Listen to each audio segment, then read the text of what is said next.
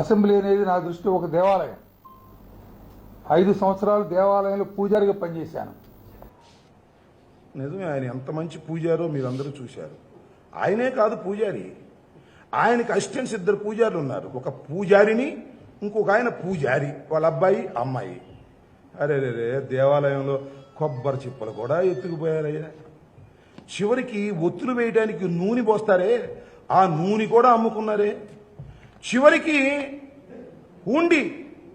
హుండీలో డబ్బాలో హుండీ పెడతారు కదా దేవుడి దగ్గర, దానిలో డబ్బులు కూడా ఎత్తేశారయ్యా. చివరికి గుళ్ళో లింగాన్ని కూడా మింగేశారయ్యా. ఓ శివప్రసాద్ గారు, మీరా పూజారే? నేను అడుగుతా ఉన్నా. క్యాంప్ ఆఫీస్లో పెట్టుకున్నాం. నేను చెప్తున్నాను కదా, ఉన్నది లేదని నేను చెప్పడలా. That I use as a camp office. నేను అంటున్నాను, అసెంబ్లీ అయిపోగానే నేను లెటర్ రాశాను, 2వ లెటర్ రాశాను.